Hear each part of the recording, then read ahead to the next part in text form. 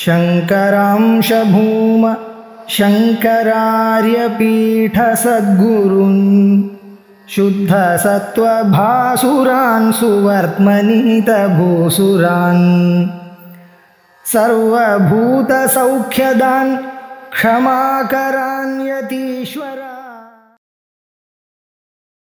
असंप्रज्ञात समाधिर बहिरंगत्व मुक्त्वा तन्निरोध प्रयत्नस्य अंतरंग साधनतां सूत्रयति। तस्यापि निरोधे निर्बीज सर्वनिरोधान् निर्बीज समाधिः इति। सोऽयं समाधिः सुषुप्ति समान।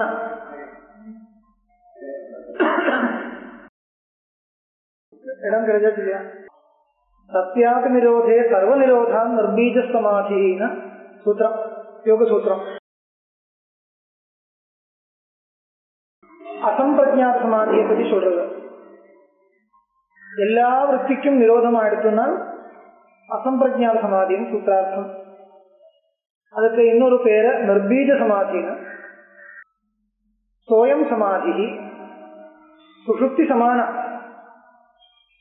கஷ்டம்தான், சுஷுப்தி மாதிரி தான் இருக்கு. அசம்பிரஜ்ஞாத சமாதி எந்த விருத்தியும் இல்லாம இருக்கிறதுனால சுஷுப்தி மாதிரியே இருக்குன்னு சொல்லலாம். சுஷுப்தி சமான.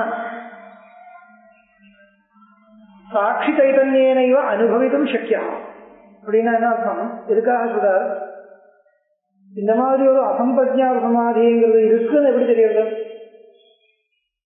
அசம்பிரஜ்ஞாத சமாதி என்கிற ஒரு அவஸ்தை இருக்கு எப்படி தெரியுது? ஏன்னா அந்த அசம்பிரஜ்ஞாத சமாதி இருக்கும் பொழுது நம்மளால இருக்குன்னு தெரிஞ்சுக்க முடியாது. அப்படின்னா நான் இப்போ அசம்பிரஜ்ஞாத சமாதியை அனுபவிச்சுட்டு இருக்கேங்கிற ஒரு எண்ணம் இல்லை. அப்படி இருந்தா விருத்தி இருக்குன்னு ஆச்சு. அப்ப அசம்பிரஜ்ஞாத சமாதி அவஸ்தையில நான் இந்த சமாதியில் இருக்கேங்கிற ஒரு எண்ணம் இல்லாம இருக்கிறதுனால அந்த சமாதி இருக்குன்னு எப்படி தெரியுது? கேள்வி. ஆனா இப்படி கேள்வி இருந்தா சுசுப்தியை பத்தி இந்த கேள்வி இருக்கலாம் இல்லையா? சுசுப்திங்கிற ஒரு அவஸ்தை இருக்குன்னு எப்படி தெரியுது? சுசுப்தி அவஸ்தையில் நான் தூங்கிட்டு இருக்கேன்னு தெரியாது. அது எழுந்த அப்புறம் இருக்கிற ஒரு ஸ்மரணத்தை வச்சுட்டு முன்னாடி அனுபவம் இருந்தா தான் ஸ்மரணம் வரும். இப்படி வச்சுட்டு அந்த சுசுப்தி அவஸ்தையை தெரிஞ்சுக்கிற மாதிரின்னா என்ன அர்த்தம்? எழுந்தவனுக்கு அந்த ஸ்மரணம் வரணும்னால் அந்த சுசுப்தி அவஸ்தையை அனுபவிக்கிற ஒருத்தர் இருக்கணும். சாட்சி சொல்றது இல்லையா? சுசுப்தி அவஸ்தை சாட்சி பாக்கியம் சொல்றது. அப்படியே இது சொல்லிக்கிறான். எந்த மாதிரி சுசுப்தி அவஸ்தையை சாட்சி பாக்கியமா இருக்கோ அந்த மாதிரி இந்த அசம்பிரஜ்ஞான சமாதியும் கூட சாட்சி பாக்கியம் தான். சொல்றார் சாட்சி சைதன்யேனைவ அனுபவித்தும் சக்கியா. அப்போ ஒரு சவிகல்பக அனுபவம் இல்லாட்டா கூட, நான் சமாதி அவஸ்தையை அனுபவிக்கிறேங்கிற ஒரு சவிகல்பக அனுபவம் இல்லாட்டா கூட சாட்சி அனுபவம் இது நிர்விகல்பக அனுபவம் சொல்றது. சுசுப்தியில இருக்கக்கூடிய சாட்சி அனுபவம் நிர்விகல்பக அனுபவம். நிர்விகல்பக அனுபவம்னா எண்ணம் என்று சொல்ல முடியாது. அது ஒரு புது ஒரு விற்த்தின்னு சொல்ல முடியாது. ஆனா அந்த ஒரு அனுபவம் இருக்கு. ஆத்மஸ்வரூப பிரகாசம் இருக்கு சொல்றது இல்லையா? அந்த மாதிரி இந்த நிர்விகல்ப இல்ல அசம்பிரஜ்ஞான சமாதியும் சாட்சி சைதன்யேனைவ அனுபவித்தும் சக்கியா. நான் எங்க எப்படி தெரியும்னா நகிஞ்சித் அவேதிஷம் என்கிற ஒரு ஒன்னும் தெரியறதில்லை இந்த வரைக்கும். சுசுப்தியில் இருக்கிறதா இருந்தால் எழுந்தவனுக்கு என்ன அனுபவம் வருது? நான் ஒன்னும் தெரியவில்லை, இந்த வரைக்கும் ஒன்னும் தெரியாம மூடனா இருந்தேங்கிற ஒரு அனுபவம் வருது இல்லையா? அந்த அனுபவம் இருக்காது. அது இருக்காது. ஏன்னா அஜ்ஞான அனுபவம் இருக்கு. சுசுப்தியில் அஜ்ஞான அனுபவம் இருக்கு, சமாதியில் அஜ்ஞான அனுபவம் இல்லை. நான் அஜ்ஞானம் விலகி நிற்கிறது, அதனால அஜ்ஞான அனுபவம் இல்லை சமாதியில. சுசுப்தியில் அது இருக்கு. அந்த வித்தியாசம் இருக்கு. அஜ்ஞானத்தோட சேர்த்து இருக்காது சுசுப்தி. அது இவரே சொல்ல போறார். அப்புறம் ததா ஆனந்த அனுபவம் ரெண்டு அவஸ்தையிலும் இருக்கு. சமாதியிலும் இருக்கு, சுசுப்தியிலும் இருக்கு, அசம்பிரஜ்ஞான சமாதியிலும் இருக்கு. ஏன்னா ஆத்மஸ்வரூபம் இருக்கு அதனால. ஆனா அஜ்ஞான அனுபவம் கிடையாது. சுசுப்தியில் அதுவும் இருக்கு. அந்த ஒரு வித்தியாசம் இவரே சொல்ல போறார் பாருங்க. ததா அசௌ சர்வதீ விருத்தி ராகித்யா சுஷுப்திரேவா இது ந சங்கனியம். இந்த சுஷுப்தி சமானம் எதுக்கு சொல்றது? சுஷுப்தி தானே. சர்வ விருத்தி நிரோதம் இருக்கிறதா இருந்தால் அது சுஷுப்தி தானே சொல்லிக்க வேண்டியது. சுஷுப்தி சமானம் எதுக்கு சொல்றது? சுஷுப்தி சமானம்னால் சுஷுப்தி மாதிரி தானே அர்த்தம். ஆனா சுஷுப்தி கிடையாது. சுஷுப்தி மாதிரின்னு சொல்றது இருக்கு, சுஷுப்தினே சொல்லுவோம். இது ந சங்கனியம், அப்படி சங்க வரப்படாது. என்ன? மனஸ்வரூபஸ்ய சத்வ அசத்வாபியாம் விசேஷா சதசத்வாபியாம் விசேஷா. நிறைய தடவை சொன்ன விஷயம். சுஷுப்தியில் வந்து மனஸ்வரூபமே கிடையாது. சமாதி அவஸ்தையில மனசு இருக்கு, விருத்தி கிடையாது. சுஷுப்தி அவஸ்தையில மனசும் கிடையாது, விருத்தியும் கிடையாது. அசம்பிரஜா சமாதி அவஸ்தையில மனசு இருக்கு, ஆனா விருத்தி கிடையாது. இதுதான் விசேஷம் சொல்றேன் பாருங்க. மனஸ்வரூபஸ்ய சத அசத்வாபியாம், மனஸ்வரூபஸ்ய சத்துவம் சத அசத்துவம், அப்படி விசேஷத்தை காமிக்க முடியும். மனஸ்வரூபம் சத்துவம், சத்துவம்னா இருக்கு, மனஸ்வரூபம் இருக்கு. எப்ப இருக்கு? அசம்பிரஜா சமாதியில் இருக்கு.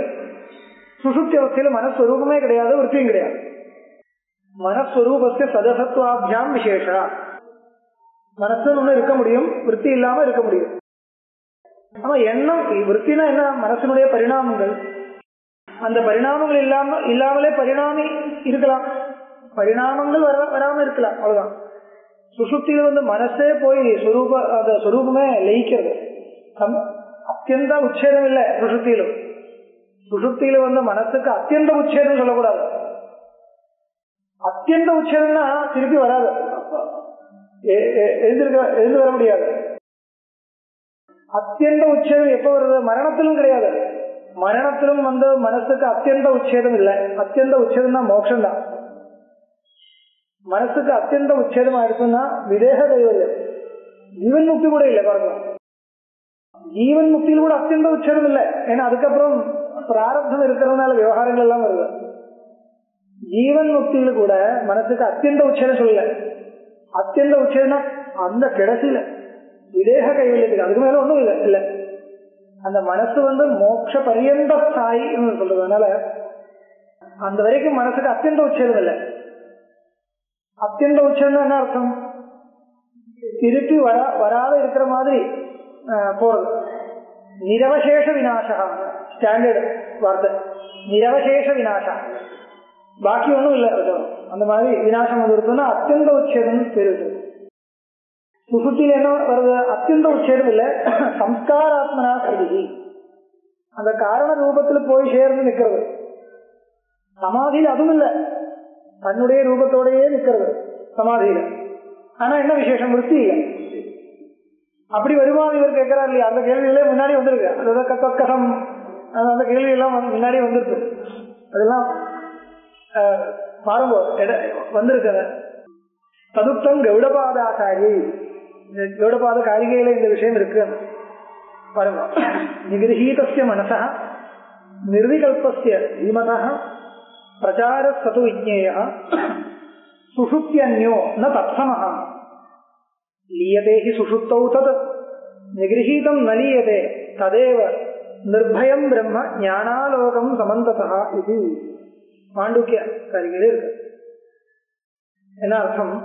நிகிரஹீதஸ்ய மனசः நிர்விகல்பஸ்ய தீமதः பிரச்சாரः சது விஜ்ஞேய. சது விஜ்ஞேய சஹ, சஹன சமாதி அர்த்தம்.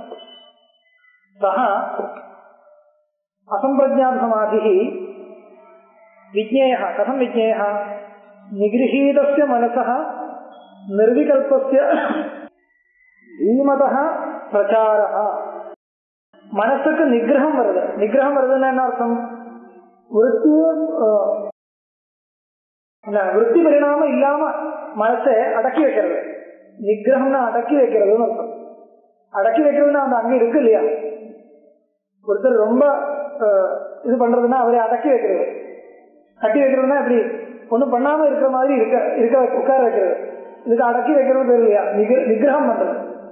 அவரே இல்லையே சொல்ல முடியாது இல்லையா? நிகிரகம் பண்ணார். அவர் இருக்கு, ஆனா அவருடைய வியாபாரங்கள் ஒன்றும் நடக்க முடியாத போயிருக்கு. அந்த மாதிரி இருந்தால் நிகிரகம் பேர் அதுக்கு. அது அங்கேயே இருக்கு, ஆனா அடக்கி வைக்கிறது.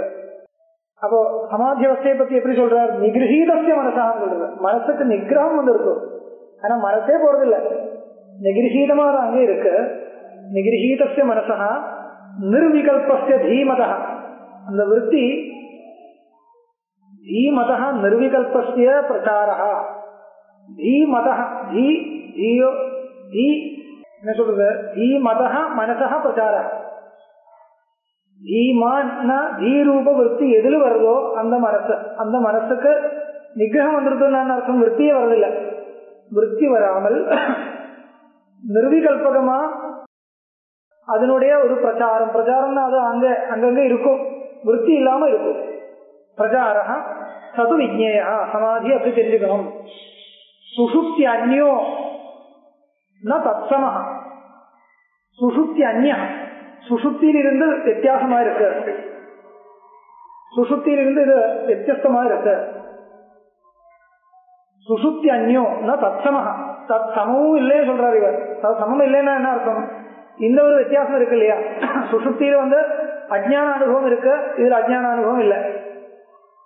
லீயதேகி சுஷுப்தௌ தது, லீயதேகி சுஷுப்தௌ தது, புரியுது இல்லையா? ததுன்னா மனசு. சுஷுப்தியில மனசு லயிக்கிறது இல்லையா கேக்குற. லீயதேகி, இந்த மனசு சுஷுப்தியில் லயிச்சு போறது இல்லையா, சம்ஸ்காரம் மாத்திரம் தானே இருக்கு சொல்றான். லீயதேகி சுஷுப்தௌ தது நிகிரகீதம் ந லீயதே. நிகிரகீதம் சொன்னா லயிக்கிறது அர்த்தம் இல்ல. சமாதியில நிகிரகீதம் தானே சொல்றோம், லயிக்கிறதுன்னு சொல்லலையே. சுஷுப்தியில லயிக்கிறது தானே சொல்றது, நிகிரகீதம் சொல்லலையே. அப்ப நிகிரகீதம் தான் லயிக்கிறதா ஒரே அர்த்தம் தானேன்னு கேட்டா இல்ல, நிகிரகீதம் தான் லயிக்கிறது அர்த்தம் கிடையாது. அதான் சொன்னேன். நிகிரகீதம்னா ஸ்வரூபேணையோ அஸ்தி விற்த்தையோ நஜாயந்தேன்னு அர்த்தம். அந்த ஸ்வரூபமாவே இருக்கு, விற்த்திகள் ஒன்றும் வரதில்லை, அவ்வளவுதான். லீயதே என்ன அர்த்தம்? ஸ்வரூபமாவே இல்லை. இப்போ முத்கரபாதேன கடக மிருதி லீயதே எப்படி விவகாரம்? முத்கரபாதம்னா ஒரு ஹேமரை வச்சுட்டு அடிச்சா அந்த பானை அந்த மிருத்துல லயிக்கிறது எப்படி ஒரு விவகாரம், தன்னுடைய உபாதானத்தில் போய் லயிக்கிறது. இப்ப இந்த லயிக்கிறதுனா என்ன அர்த்தம்? அது ஸ்வரூபமாவே இல்லை. அந்த கடத்தினுடைய எந்த ஒரு சுரூபம் இருக்கணுமோ அந்த சுரூபத்துல இல்லை. இது நிகிரகம் இல்லை, இது லயிக்கிறது. நிகிரகம் சொல்ல முடியாது. அப்புறம் விற்த்திகள் வரும், வெளியில் வந்த அப்புறம் விற்த்திகள் வரலாம். சுசுத்தியில் வரும்போது மனசே வெளியில் வரணும். விற்த்திகள் மட்டும் இல்லை, மனசு ஸ்வரூபமாவே லயிக்கிறது, அப்புறம் மனசே வெளியில் வருது, விற்த்திகள் வெளியில் வருது. துவைதஸ்ய ஆக்ரஹணம் துல்லியம். இப்போ அவரே சொல்ற என்ன வித்தியாசம் சுசுப்திக்கும் சமாதிக்கும்? துவைதஸ்ய ஆக்ரஹணம் துல்லியம். கஷ்டமாச்ச. துவைதஸ்ய ஆக்ரஹணம், ரெண்டாவது ஒண்ணு தெரியாம இருக்கிறது ஒரே மாதிரி சுசுப்தியிலும் சமாதியிலும். இன்னொன்னு தெரியறது இல்லை, வாஸ்தவம் தான். சுசுப்தியிலும் அப்படிதான், நிர்விகல்ப இந்த அசம்பிரஜா சமாதியிலும் அப்படிதான். துவைதஸ்ய அக்ரஹணம் துல்லியம் உபயோகோ பிராஜ்ஞ துரியயோகோ. பிராஜ்ஞாவஸ்தைனா சுசுப்தி அவஸ்தைன்னு அர்த்தம், துரியாவஸ்தைனா அசமாதி அவஸ்தைன்னு அர்த்தம். ரெண்டு அவஸ்தையிலும் துவைதம் தெரியறது இல்லைங்கிறது சமானம். உபயோ பிராஜ்ஞ துரியயோகோ பீஜ நித்ராயுத பிராஜ்ஞா சாத துரியே ந வித்யதே. அதுதான் வித்தியாசம். பீஜ நித்திரை இருக்கு பிராஜ்ஞாவஸ்தையில, அப்படின்னா சுசுப்தி அவஸ்தையில. பிராஜ்ஞன் யாருக்கு பேரு? சுசுப்தி அவஸ்தையில சுசுப்தி அவஸ்தையை அனுபவிக்கிற ஜீவனுக்கு பேரு பிராஜ்ஞன். இப்படிலாம் உபனிஷத்துல மாண்டூக்கிய எல்லாம் விவகாரங்கள் இருக்கு இல்லையா? ஜாகிரத அவஸ்தை, வெளியில இந்திரியங்களால விஷயங்களை பார்க்கிற அவஸ்தையில அந்த ஜீவனுக்கு பேரு. இப்போ நம்மளுக்கு பேர் என்ன? நம்மளுடைய இந்த ஜீவா நம்ம வெளியில இருக்கிறதெல்லாம் பார்த்துட்டு இருக்கோம், அதுக்கு அந்த ஜீவனுக்கு பேரு விஸ்வன், விஸ்வா. சொப்னம் பார்க்கிற ஜீவனுக்கு பேரு தைஜசா. சுசுப்தியை அனுபவிக்கிற ஜீவனுக்கு பேரு பிராஜ்ஞா. அவ்வளவுதான், வேற காம்ப்ளிகேஷன் கிடையாது. அந்த பிராஜ்ஞாவஸ்தைனா சுசுப்தி அவஸ்தை. பிராஜ்ஞனுக்கு என்ன விசேஷம்? பீஜ நித்ராயுதா. அது இருக்கட்டும், அது இருக்கட்டும். ஆனா நம்ம அனாலிசிஸ் பண்றதுக்காக பிரிக்கிறது இல்லையா? இருக்க பரமார்த்தமா இருக்கட்டும், ஆனா நம்மளுடைய அனுபவத்தை வச்சுட்டு பிரிக்கிறது, அவ்வளவுதான். நம்மளுடைய அனுபவத்தை வச்சுட்டு பிரிக்கும் பொழுது இந்த பிராஜ்ஞனானவன் அப்படின்னா சுசுப்தியை அனுபவிக்கிறவன் எப்படி இருக்கிறான்? பீஜ நித்ராயுதா. பீஜ நித்ரன்னா என்ன? அஜ்ஞானம் அர்த்தம். பீஜ நித்ரா அப்படின்னா அஜ்ஞானம் அர்த்தம். பீஜ நித்ராயுதா, பீஜ நித்ரையோடு சேர்ந்து இருக்கார். இந்த சுசுப்தி அனுபவிக்கிறவர். வாஸ்தவம்னா வெளியே சுசுப்தி எழுந்த உடனே தெரியறது ஒன்றும் இந்த வரைக்கும் ஒன்றும் தெரியறது இல்லையா? தெரியறதுன்னா ஸ்மரிக்கிறது, அது ஞாபகம் வருது, மெமரி. ஞாபகம் வருதுன்னு என்ன அர்த்தம்? முன்னாடி அனுபவிச்சிருக்கணும். அனுபவிக்காத விஷயம் ஞாபகம் வராது. அப்போ பீஜ நித்ராயுதா பிராஜ்ஞா சாச்ச துரிய ந வித்தியதே சான பீஜ நித்ரா. இந்த அஜ்ஞானம் என்கிறது, பீஜ நித்ரா என்கிறது சமாதியில அசம்பிரஜா சமாதி கிடையாது, சமாதியில கிடையாது. சாச்ச துரியே, துரியம்னா இந்த அவஸ்தாத்திரயம் இல்லாம இருக்கிற துரியம். துரியம் என்கிற வேர்டுக்கு 4 அர்த்தம், 4வது அர்த்தம். துரியம், துரியம் 2 யூசேஜ் இருக்கு. துரியம் 4வது அர்த்தம், அவ்வளவுதான். துரிய அவஸ்தை, இந்த அவஸ்தையை வச்சுதான் பிரம்மத்துக்கு தான். ஆனா அது பிரம்மத்துக்கு எப்படி அந்த பேரு வந்ததுன்னா இந்த 3 அவஸ்தை இருக்குன்னு வச்சது 4வது. அது அவஸ்தை கிடையாது இருந்தா கூட. ஆமா, அசம்பிரஜா சமாதியில ஆத்மஸ்வரூபம் வச்சுதானே இருக்கிறதுனால, அதனால விருத்தி இல்லாம இருக்கிறதுனால, விருத்தி இல்லாம ஆத்மஸ்வரூபம் நிர்விகல்பகமா இருக்கிறதுனால அதுக்கு துரியம் பேர் வச்சிருக்கு. மனசு இருக்கட்டும், மனசு இருக்கட்டும், மனசு இருந்தாலும் ஆத்மஸ்வரூபம் இல்லாம வேற ஒன்றும் துவைதம் பசியத்தின்னு இருக்கு இல்லையா? துவைதம் தெரியறதில்லை, அதனால துரியாவஸ்தான பேர். மோட்சம் இல்லை, மோட்சத்தை பற்றி மோட்சம் இல்லை. ஏன்னா நீங்க சொல்ற மாதிரி மனசு இருக்கு, எல்லாமே இருக்கு, இருந்தாலும் தெரியவில்லையே, ஒன்னும் தெரியவில்லை. சுசுப்தி அவஸ்தைக்கு ஏன் துரியாவஸ்தான் சொல்லக்கூடாதுன்னா அஜ்ஞானம் தெரியறது, அஜ்ஞானமும் தெரியறது இல்லையா விசேஷம். சமாதிக்கு பெரிய விசேஷம் என்ன? அஜ்ஞானமும் தெரியறது இல்லை, மகா விசேஷம். அது பெரிய ஒரு விசேஷம். சுசுப்தியில வேற ஒன்றும் தெரியறதில்லை, இருந்தா கூட அஜ்ஞானம் என்கிற அது ஒரு துவைதம் தான், அது ஒன்றும் தெரியறது. ஆனந்தம் தெரியறதேன்னு சொல்லலாம். ஆனந்தம் ஸ்வரூபம். சமாதியில ஆனந்தம் தெரியறதேன்னு சொல்லலாம். ஆனா ஆனந்தம் ஸ்வரூபம், அஜ்ஞானம் ஸ்வரூபம் இல்லை. அஜ்ஞானம் ஆத்மஸ்வரூபம் கிடையாது. அப்ப ஸ்வரூபத்திலிருந்து வித்தியாசமா வேற ஒண்ணு ஏதாவது ஒண்ணு இருந்தா அது தெரியறதில்லை சமாதி அவஸ்தையில. சுசுப்தி அவஸ்தையில ஆனந்தம் மட்டும்தான் தெரியுது, அஜ்ஞானம் தெரியறதில்லை. அதனால அது துரியம் 4வது. இப்ப துரியம் அந்த வேர்டு எப்படி பிரதமம் சொல்றது இல்லையா? பிரதமம், திதீயம், திருதீயம், சதுர்த்தம் இருக்கு இல்லையா? சதுர்த்தம் சொல்ற அந்த அதே அர்த்தத்துல துரியம் இன்னொரு வார்த்தை, அவ்வளவுதான். இப்படி பிரதமம், திதீயம், திருத்தீயம், துரியம், பஞ்சமம் அப்படி சொல்லிட்டு போகலாம். ஷஷ்டம், சப்தமம் சொல்றது இல்லையா? அந்த சதுர்த்தம் சொல்ற இடத்துல அதே மாதிரி ஒரு வேர்டு துரியம், அந்த வார்த்தை இங்கே உபயோகப்படுத்துறது. இந்த இடத்துல அப்படி அர்த்தம் இல்லைன்னா துரியம் சொன்னா சாட்சி அப்படி எல்லா காமன் மீனிங் கிடையாது இருக்கு. சம்ஸ்கிருத பாஷையில துரியம் சொன்னா என்ன கேட்டா சாட்சி கேட்டதுன்னு சொல்லக்கூடாது, 4வது அர்த்தம். அந்த வார்த்தைக்கு முக்கிய அர்த்தம் இந்த ஒரு கான்டெக்ட்ல, ஆமா இந்த ஒரு கான்டெக்ட்ல அந்த அர்த்தம். சம்ஸ்கிருத பாஷையில துரியம் என்ன அர்த்தம் கேட்டா 4வது அர்த்தம், அவ்வளவுதான். அது வேர்ட் பை மீனிங் இல்ல. ஆனா இந்த கான்டெக்ட்ல துரியம் சொன்னா இது 3 சொல்லி அப்புறம் துரியம் சொல்லும்போது அது அந்த அர்த்தம் கிடைக்கிறது.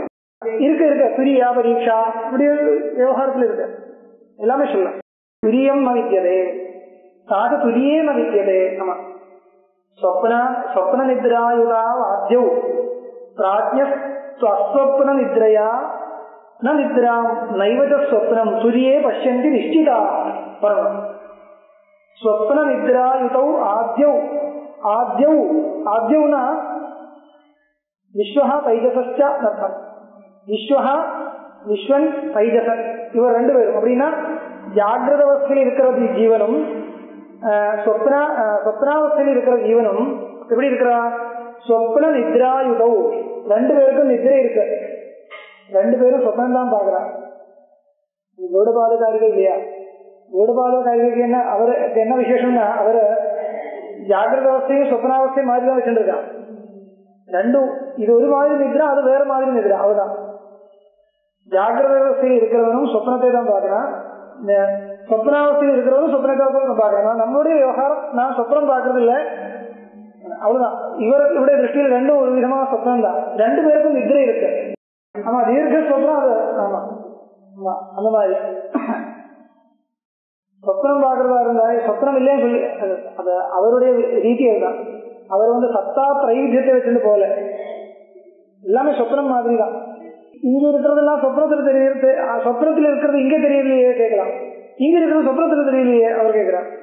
சொப்னம் ஜாகிரத அவஸ்தையில பாதிக்கிறது, ஆனா ஜாகிரத அவஸ்தை வந்து பாதிக்கிறது இல்லை சொன்னா அப்படி இல்லை. ஜாகிரத அவஸ்தை வந்து சொப்னத்தில் பாதிக்கிறது. இது வந்து தெனாலிராமனுடைய கதையில வருது. அது ராஜா சொல்றா, நான் வந்து நேற்றுக்கு ஏதோ ஒரு சொப்னத்தை பார்த்தேன், ரொம்ப கஷ்டப்பட்டேன். என்ன கஷ்டப்பட்டேன்னா, சொப்னத்துல ரொம்ப ஒரு ஏழையா அந்த மாதிரி என்னையே நான் அனுபவிச்சேன். ரொம்ப கஷ்டப்பட்டேன்.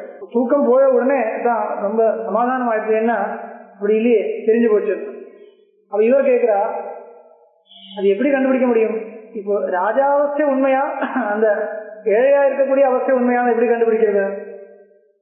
உண்மையா அதே வாஸ்தவமா இருக்கலாமோ இவர் கேட்கிற ராஜா கிட்ட. உடனே அவருக்கு கோபம் வருது. அது எப்படி? ராஜா தான் ராஜாவா இருக்கிறதுதான் வாஸ்தவம். சொப்னத்துல ஏழையா பார்த்தேன் இல்லையே, சொப்னத்துல பார்த்தாச்சு இல்லையா? அப்ப அதுவும் ஒருவேளை அதுவும் வாஸ்தவமா இருக்கலாமோ? எப்படி நீங்க தீர்மானம் பண்றது கேட்கிற. அப்ப ராஜா சொல்ற, அப்படி இல்ல, தீர்மானம் பண்ணிக்கலாமே. ஏன்னா எழுந்த உடனே அப்படி இல்லைன்னா ராஜாவா தான் இருக்கேன், ஏதோ ஒரு காரணத்தினால அப்படி பார்த்தேன், அவ்வளவுதானே. அந்த ஏழையா என்னுடைய சொரூபம் ஏழை சொரூபமா இருந்தால் அந்த சொரூபம் இப்ப ஜாகிரத அவஸ்தையில் தெரியாம. ஆனா அப்படி இல்லை, ராஜாவா தான் இப்ப தெரிஞ்சுட்டு இருக்கேன். அதனால அப்ப பார்த்த அந்த சொரூபத்தை இப்ப பார்க்கல, அதனால நான் ராஜாவா தான் எனக்கு முடிவு இருக்கு, ஏழை கிடையாது. இவர் கேட்கிறா, இந்த ராஜாவா இருக்கிறமா சொப்னத்துல தெரியறது இல்லையே, சொப்னம் பார்க்கும்போது ராஜாவா தெரியுறதா? இல்ல. ராஜாவா தெரியும் போது ஏழையா தெரியுறதா? அதுவும் இல்லை. அப்ப அந்த அவஸ்தையில் இந்த அவஸ்தை தெரியல, இந்த அவஸ்தையில் அந்த அவஸ்தை தெரியல, எவ்வளவுதானே. என்ன வித்தியாசம் இருக்கு இப்போ? அப்ப நீங்க எப்படி இதுதான் வாஸ்தவம் எனக்கு அது இருக்கிறது ராஜத்துவம் தான், அதை எப்படி முடிவு பண்றீங்க கேட்டு அவரை குழப்பப்படுத்துறான். அந்த உதாரணம் அவருடைய கதை மூலமா இருக்கலாம். அந்த அந்த ஒரு சென்ஸ் இந்த கௌடபாதுகாரிகள் இருக்கு, அந்த ஒரு லாஜிக் இவர் அப்ளை பண்ற. ஆனா அப்புறம் வந்து அந்த மாதிரி லாஜிக்ஸ் ஒன்றும் பகவத் பாதர் இருக்கிறார், கௌடபாதர் இருக்கிறார். ஆனா அந்த மாதிரி சொல்லல. அவர் வந்து அந்த அளவுக்கு போக வேண்டாம். சொப்னத்துக்கும் ஜாகிரத்துக்கும் ஏதோ ஒரு வித்தியாசம் இருக்கிறது வச்சுட்டுதான் போறது சௌகரியம். எல்லாமே சொப்னம் மாதிரியும் சொல்லுங்க, சொப்னம் மாதிரியும் சொல்லலாம். சொப்னமே வித்தியாசமே கிடையாது சொல்லக்கூடாது. ஒரு வித்தியாசம் இருக்கு, சில வித்தியாசங்கள் இருக்கு. உண்மையா ராஜா சொல்றது சில வாஸ்தவங்கள் இருக்கு.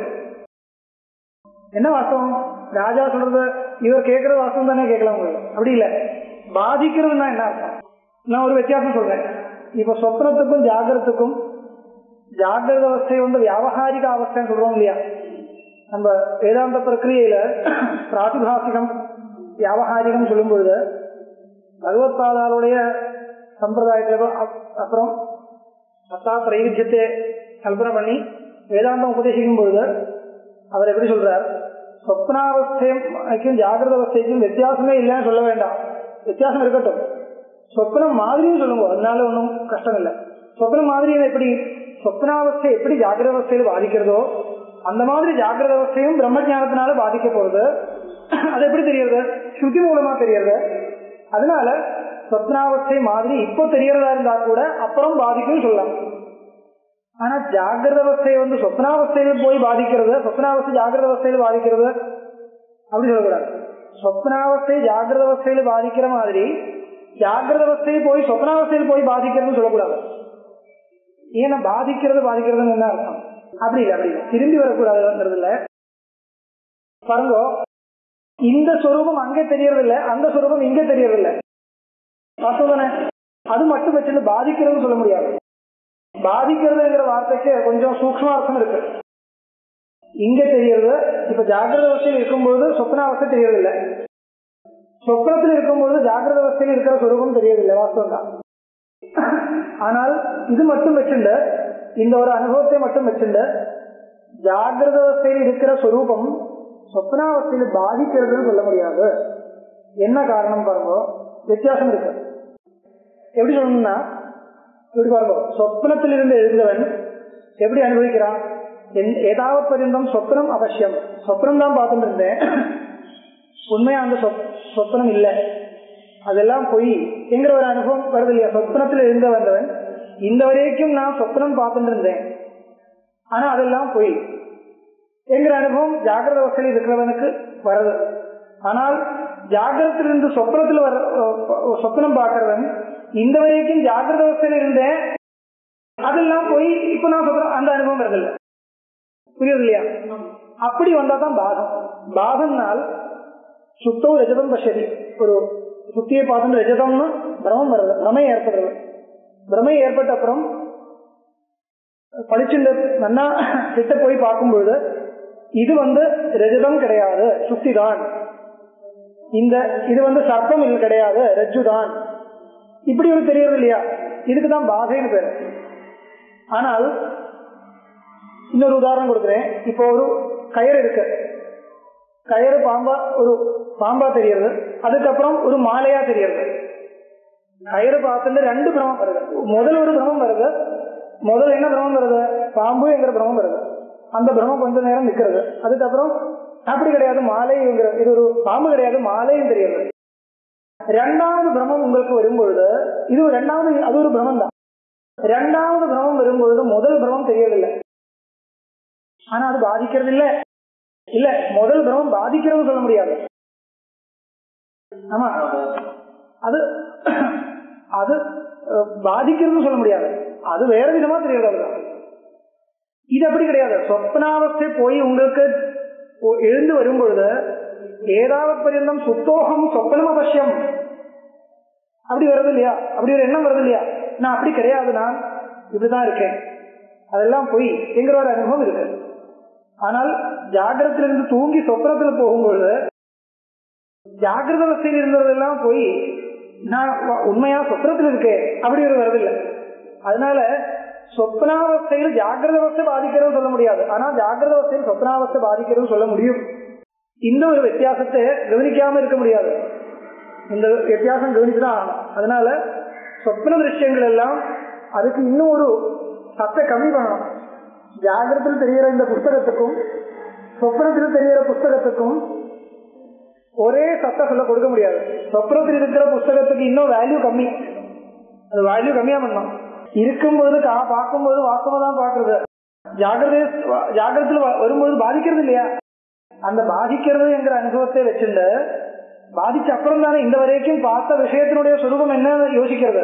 பரீட்சை பண்ணும்போது தான் இந்த சத்தாத்திரைவித்திய கல்பனை இப்படி அனுபவிக்கிறது வச்சுட்டு இல்ல, அனுபவிக்கும் போது வாஸ்தவதான் தான் அனுபவிக்கிறது, பிராதிபாதிகமா அனுபவிக்கிறது இல்லை, இருக்கிற மாதிரிதான். ஆனால் அது போனப்புறம், பிரமம் போனப்புறம் இந்த வரைக்கும் இருந்த அந்த ஞானத்தினுடைய விஷயம் என்ன?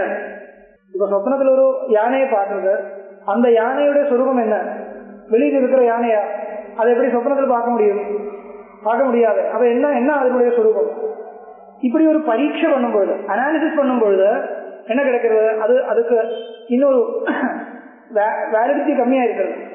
அப்போ அது அந்த மாதிரி ஒரு சத்தையை கொடுக்கணும். அதுக்கு விஷயமே இல்லைன்னு சொல்ல முடியாது, ஏன்னா விஷயம் இல்லாம ஞானம் வராது.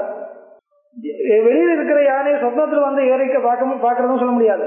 ஆனா அந்த சொப்னத்திலே ஒரு அவித்யா மூலமா ஏதோ ஒரு யானை வருது, அந்த யானையை பார்க்கறது. அந்த யானைக்கு என்ன சத்தைன்னு கேட்டா பிராதிபாசிக சத்தை. அது என்னாலதான் பார்க்க முடியும், உங்களால பார்க்க முடியாது. நான் சொப்னம் பார்க்கும்போது உங்களால பார்க்க முடியாது.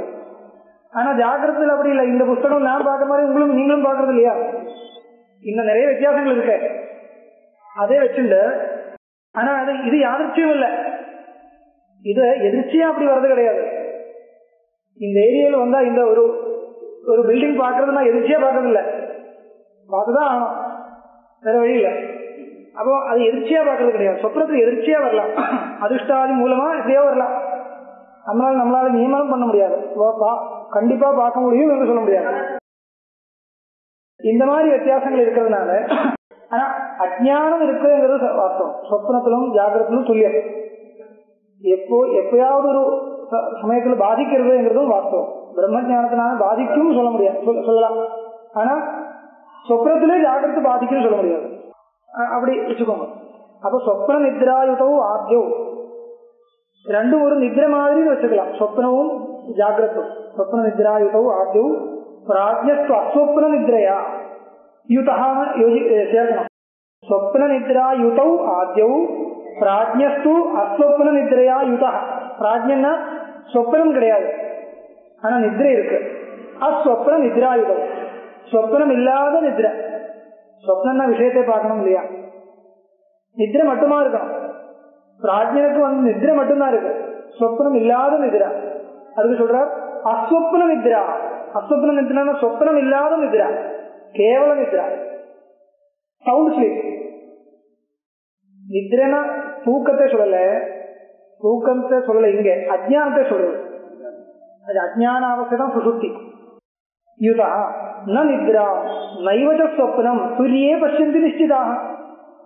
துரியே துரியாவஸ்தாயாம், துரியாவஸ்தையில சமாத்தியவஸ்தையில ஸ்வப்னம் ந பஷ்யந்தி, ஸ்வப்னத்தை பார்க்கறது இல்ல. நித்ராமப்பி ந பஷ்யந்தி, நித்ரேனா அஜ்ஞானம், நித்ரேனா அஜ்ஞானம் தானே வச்சிருக்கோம். அப்போ அஜ்ஞானத்தையும் பார்க்கறது இல்ல, சொப்னத்தையும் பார்க்கறது இல்ல.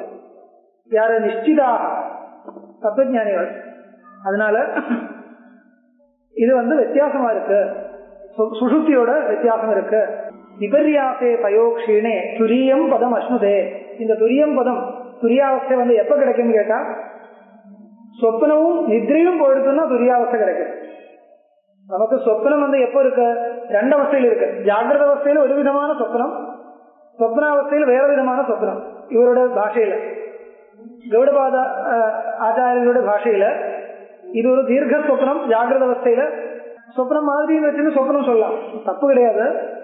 ஜாகிரத அவஸ்தையில தீர்க்க சொப்னம் அப்படின்னா வச்சுக்கோங்க. பிரம்மஜான பர்யந்த சொப்னம் வச்சுக்கோங்க, தப்பு இல்லையே. பிரம்மஜான பர்யந்த சொப்னம் ஜாகிரத அவஸ்தையில, சொப்னாவஸ்தையில எழுந்து வர வரைக்கும் இருக்கிற சொப்னம். அது ரெண்டு விதமான சொப்னம். சொப்னம் என்ன, அந்நதா கிருண்ணத சொப்னம். இருக்கிறது வேற விதமா பார்க்கும்போது சொப்னம்னு பேரு. இருக்கிற ஆத்மஸ்வரூபத்தை பிரபஞ்சத்தோடு சேர்ந்துதா பார்க்கும்பொழுது அப்படிதான். ஆத்மஸ்வரூபத்தை பார்க்காம இல்ல, நான் தெரியறது இல்லையா, நான் வேற விதமா ஒரு பல விசேஷங்களோட சேர்ந்த பிரபஞ்சத்தோடு சேர்ந்து என்ன பார்க்கறது. ஆத்மஸ்வரூபத்தை பிரபஞ்சத்தோட சேர்ந்து பார்க்கும்போது சொப்னம் பேரு. அதுதான். அது ஜாகிரத அவஸ்தையிலும் அப்படிதான், சொப்னாவஸ்தையிலும் அப்படிதான். என்னே தெரியுது, ஆனா என்னை மட்டுமா தெரியறது இல்ல, பிரபஞ்சத்தோட சேர்ந்து தெரியுது. மனசோட, பிரபஞ்சத்தோட, மனோவிகாரங்களோட எல்லாத்தோடய சேர்த்து தெரியுது. அப்ப அந்நதா கிரகணம் தானே இது. ஆத்மஸ்வரூபத்தை ஆத்மஸ்வரூபமா தெரியாமல் வேற விதமா அதோட சேர்த்து தெரியறது. தெரியாம இருக்க முடியாது. ஆத்மஸ்வரூபம் தெரியறது இல்லைன்னா ஒன்னும் தெரியாது. அப்ப தெரியணும், அதோட இன்னும் சேர்த்து தெரியணும், அதிகம் ஜாஸ்தி தெரியாது.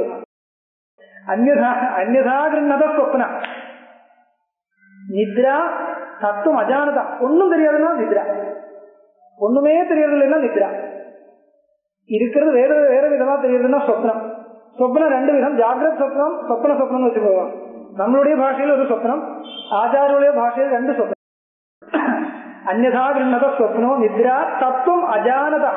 தத்துவம் அஜானதா, தெரியாம இருக்கிறவனுக்கு நித்ரை, அஜானம் அர்த்தம்.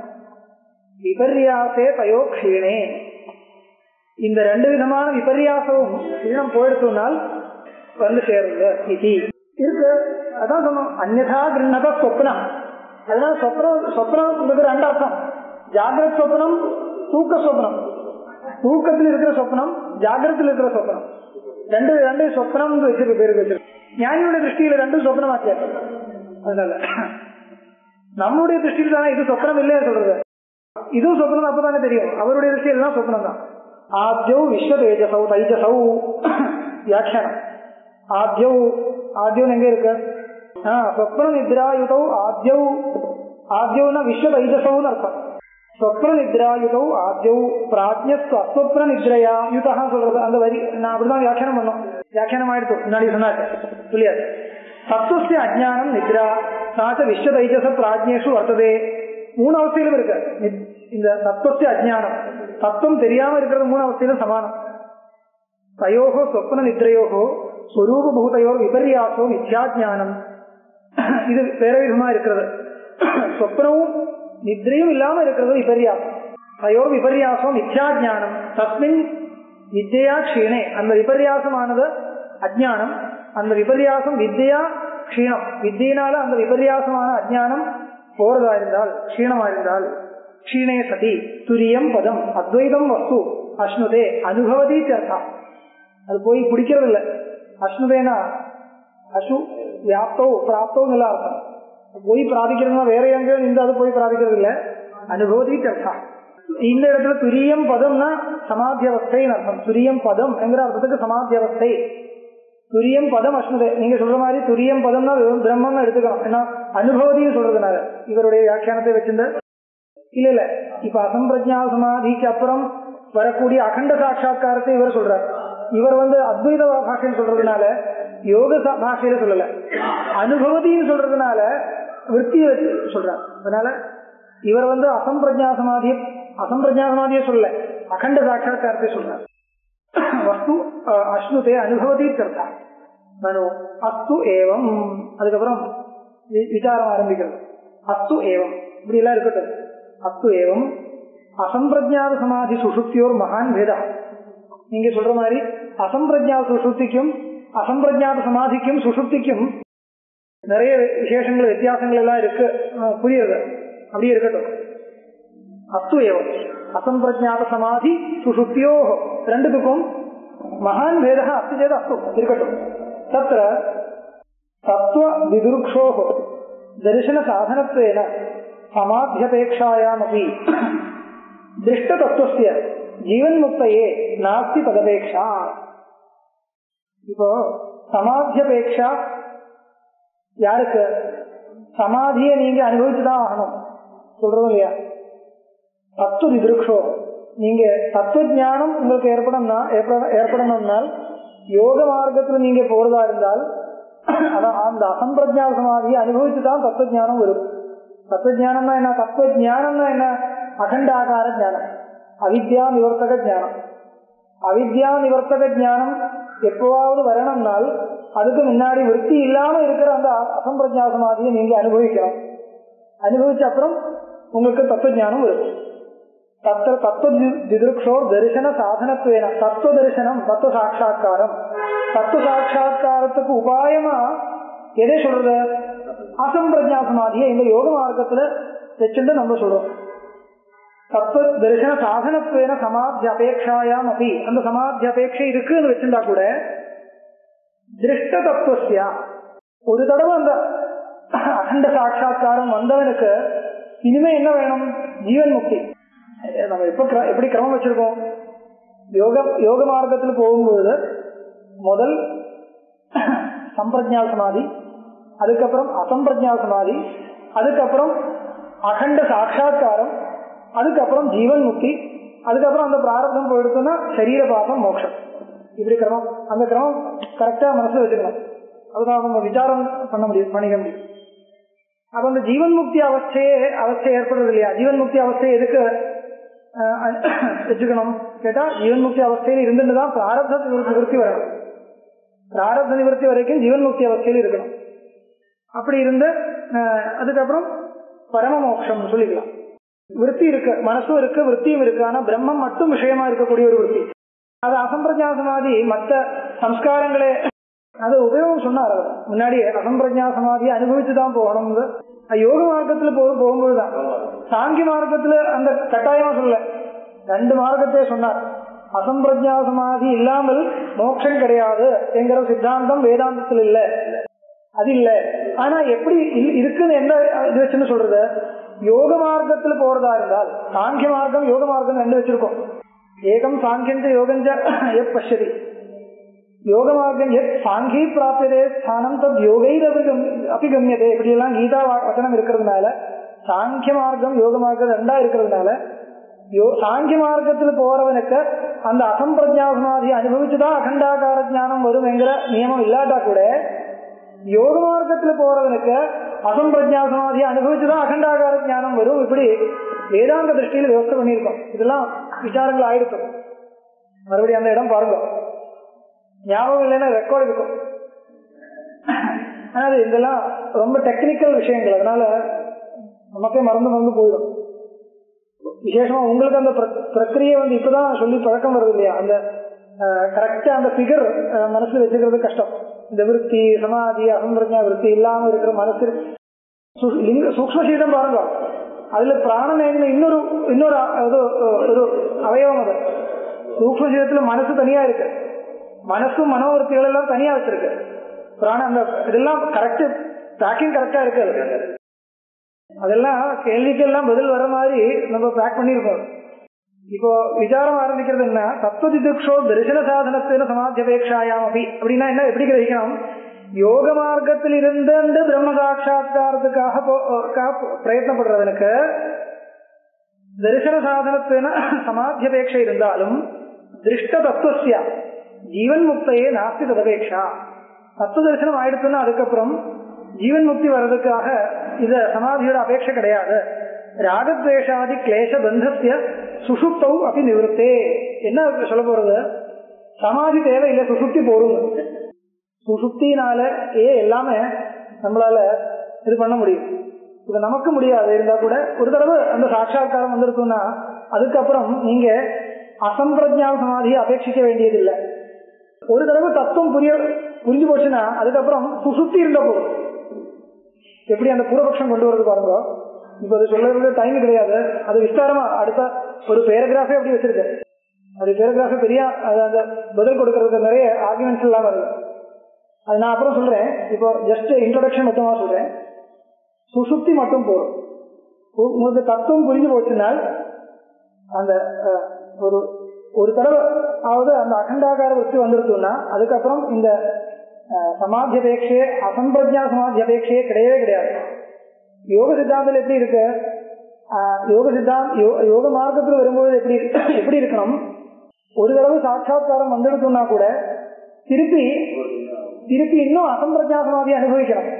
திருப்பி அசம்பிரஜா சமாதி, மறுபடி சாட்சா்காரம், திருப்பி அசம்பிரஜா சமாதி, அதுக்கப்புறம் மறுபடி சாட்சா்காரம், அப்படி போயிட்டே இருக்கணும். ஏன்னா ஜீவன் முக்தி அவஸ்தையை திடமாக கொண்டு வர்றதுக்கு அந்த ஜீவன் முக்தியில அந்த சம்ஸ்காரம் இந்த மற்ற வாசனைகள் எல்லாம் போனோம். இந்த அவித்தியே போயிடுதுன்னா கூட அவித்யா சம்ஸ்காரம் இருக்கும்னு சொல்லுவோம். அவித்தியை போயிடுத்து, அவித்தியங்கிற ஸ்தூல ரூபத்தில் போயிடுத்து. ஆனா அந்த சம்ஸ்காராத்மனா நிற்கும். அது அந்த அவித்திய சம்ஸ்காராத்மனா நிற்கிறது போனோம் இல்லையா, அதுக்காக திருப்பி இன்னும் சாட்சா்கார அவஸ்தை அனுபவிச்சுட்டே இருக்கணும். இதெல்லாம் ஒரு ரொம்ப கதை மாதிரி நினைக்க வேண்டாம். நமக்கு விவகாரத்துல யோசிக்கலாம். ஒரு மகா ஞானிய ஒருத்தர் இருந்துருக்கார். இப்போ சமாதி அவஸ்தையில இருக்கும், திருப்பி வெளியில வந்தா பேசுவான். இப்போ திருப்பி சமாதியில் போயிட்டு இருக்கும் அப்படி சொல்றாங்க இல்லையா. ஒரு கற்பனை பண்றதுக்கு ஒன்றும் கஷ்டம் இல்லை.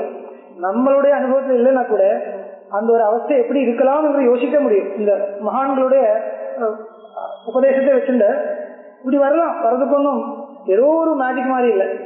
அந்த ஒரு சைதன்ய ஸ்வரூபம் மாத்திர விஷயமா ஒரு விற்த்தியை அனுபவிச்ச அப்புறம் அப்படியே இருக்கும் இல்லை, வெளியில் வரும். வெளியில் வந்தா பிரபஞ்ச தரிசனம் இருக்கு, உலகத்தை பார்க்கறது, நம்மளோட பழகிறது எல்லாமே இருக்கும்.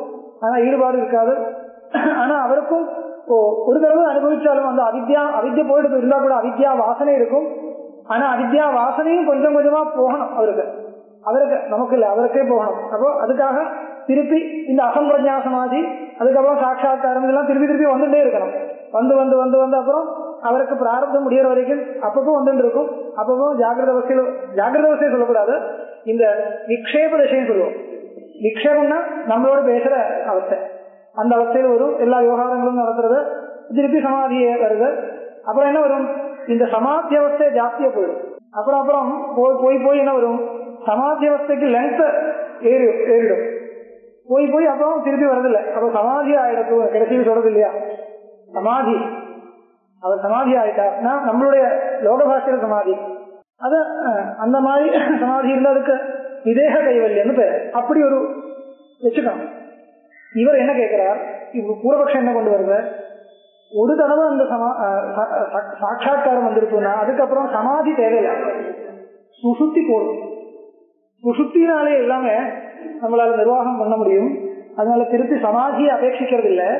ஆனா யோக சாஸ்திரம் பார்க்கும்போது என்ன தெரியுது, சமாதியே திருப்பி வேணும்னு சொல்றார். யோக சாஸ்திர சம்பிரதாயம் தெரிகிறது. அது எதுக்கு அந்த நிர்பந்தப்படுத்துறது, எதுக்கு சுசுப்தினால எல்லாமே நிர்வாகம் பண்ண முடியுமே என்கிற ஒரு கேள்வியை கொண்டு வந்து அதுக்கு பதில் கொடுக்கறதுக்கு யோக சாஸ்திர பிரகாரம் சமாதி தான் ஃபைனல். இது வந்து இவர் யோக சாஸ்திரத்தை பிரகாரம் சொல்லலை.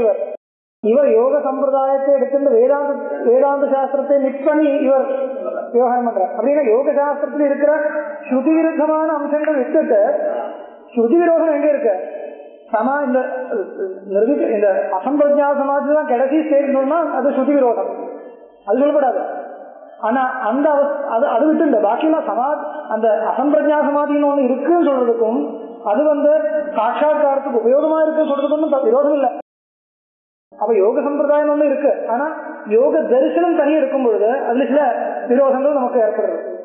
அது எந்த அம்சத்தில் ஸ்ருதி விரோதம் இருக்கோ அந்த அம்சத்தை விடுறது அவ்வளவுதான். பாக்கி எல்லாமே நமக்கு அனுகூலம் தான். ஏன்னா வேதாந்தத்துல தெரியறது. அப்ப யோக தரிசனத்தை இருக்கிற சில அம்சங்கள் விட்டு நம்மளுடைய வேதாந்தத்தோடு சேர்த்து வியாக்கியானம் பண்றாரு. அதான் விசேஷம் கிரந்தத்துக்கு.